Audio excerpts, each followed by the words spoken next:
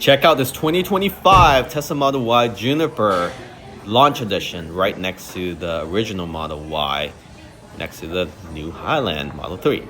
First off, the front fascia, it just looks more futuristic. I wish the light bar was just a complete flow. Not sure why they cut off the corner, but likely for the signal indicator. So this is the interior. Again, 4K, can't find this anywhere. So make sure you switch to 4K if you want to view this in 4K. Door trim, upgraded, just like the Model 3 Highland. You don't have that rear anchor on the bottom like the 3 Highland. Seats wise, exactly the same like the Model 3 Highland with ventilation and heated for the front passenger and heated for the rear 2 passenger. The dash exactly the same like the Model 3 Highland. The display exactly the same like the Model 3 Highland. Center console, same thing. We're gonna go through all the user options you have here. So under the application, it's the same across all new Tesla. You do have some different functionality, and I'll go through that, just like reclining and inclining the rear seats from the display. Many haven't talked about that, but you can do it from the display, not just the trunk. Range-wise, full self-driving, all the options here, all the same. Majority of the options are the same. You do have the option to go into autopilot, beta autopilot, right out of park. And you can do it automatically out of park as well. You do have additional options here. You have full self-driving, just like the summons, and also how far away you want the summon to move, and so forth. Lock mechanism, everything's the same, so nothing changes there. You have lights. Now you have ambient lighting, just like the Model 3 Highland and the Cybertruck. So you can change the brightness and the color, many color, RGB. Again, ventilated seats and heated seats. You can set this to auto. So depending on how you adjust the climate, and it will heat up or cool down. The rear seats, no ventilation, only heated. And what's cool about this seat control, not only you can move up and down or incline the passenger seat, you can also open access to the rear cargo from the display. This is the first. I did not see this in any other video. So I was very surprised to be able to do this from the display. Check that out. You can fold down your seats or fold up your seat from the display, not having to go to the trunk to do it, especially if you have somebody loading for you and you just want to fold it down. You want to fold it down before you get back there. Save some time. You have your display function, same as any other Tesla, schedule for charging, your tire pressure, service mode, and here's the Launch Edition logo. And this vehicle has 1 mile, so they probably just load it right off of the store here. And then, of course, you have your trip. And otherwise, Wi-Fi connection. That is pretty much it. Again, the center console, exactly same like the Model 3 Highland. You do have deeper storage, though, than the Highland for obvious reason. It's SUV, it sits higher, there's more space, vertical versus the Model 3 Highland. And underneath your armrest, you have 1 USB-C in there. So definitely want to get a hub and connect that to the actual itself. But there also is another USB-C underneath the cover. So total 2. You can actually get a hub and split that up. There's also a 12-volt underneath there, I believe. Ambient lighting all over. Again, the headliner, exactly the same like previous Model 3 and Y. The material seems softer, but otherwise, same.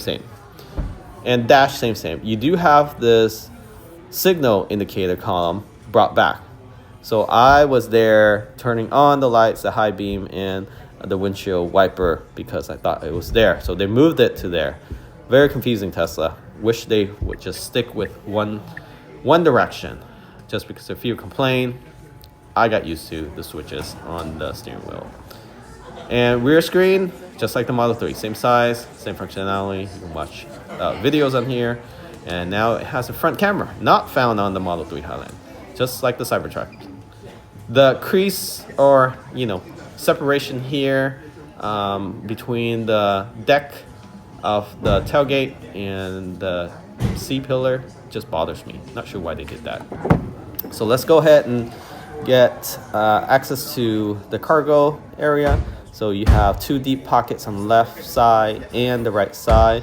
But what's new here is that underneath this subcompartment, you have a space to store the cargo cover. So now it's included, and you can store this away. It folds down in a way where it's magnetized, it sticks down there, and this is where you can put your charger and also your adapter, any other accessories that you might have that you don't need to use often.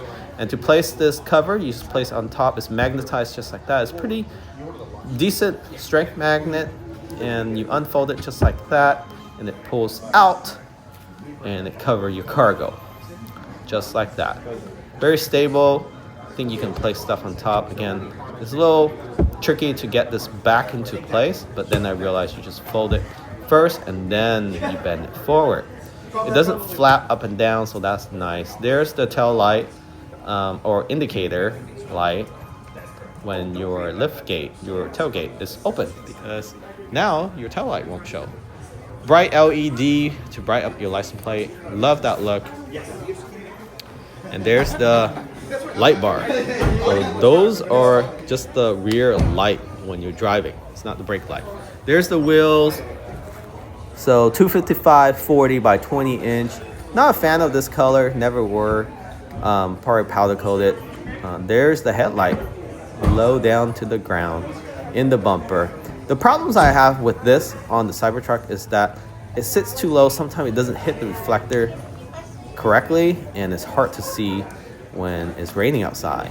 So not sure why they decided to do this. Yes, I know they're trying to put the light bar. There's an indicator light, but do you really need a light bar in the front that's not seamless? There's a cut in between where the front is at. That also bothers me too. Not sure if it bothers others. Then your indicator on the camera still is there, and that's how it looks like in the rear with the indicator on. Pretty cool. Too bad it's not sequential. I think it's not allowed in the US to be sequential. Now let's take it for a spin. So acceleration wise for the launch edition, 0-60 4.1 second, which is more than fast enough for any crossover SUV. You can find that plentiful, smooth acceleration, and you also have a long range up to 330 miles of range, assuming you charge to 100% optimal condition, which is approximately 70 to 72 degrees, cruising at speed 64 miles per hour with no hills, no wind, and no change to weather, just cruising along. That's the max you're probably going to get.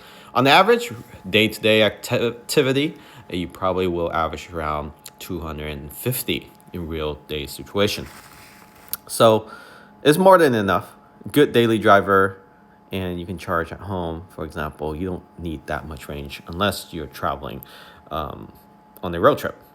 But ride comfort, if you've driven a Tesla Model 3 Highland, this is the same. Smoothness, you do have more suspension, meaning that there's more space for the suspension to go up and down in the Y versus 3.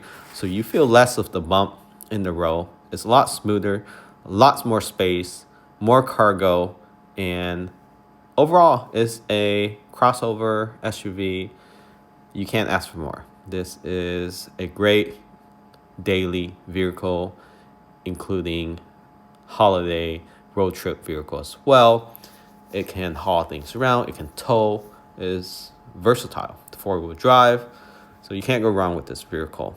The look, however, I'm still getting used to it, but overall, the interior wise, they knocked it out of the park with this one. I'm not a big fan of the new front design, trying to look like a Cybertruck when it's not. It just looks weird at all angles. The rear, I think is okay. It seems a little blank right below the taillight, because that's where the license plate used to be. But I'm sure you get used to it. It does look good at night with the light bar.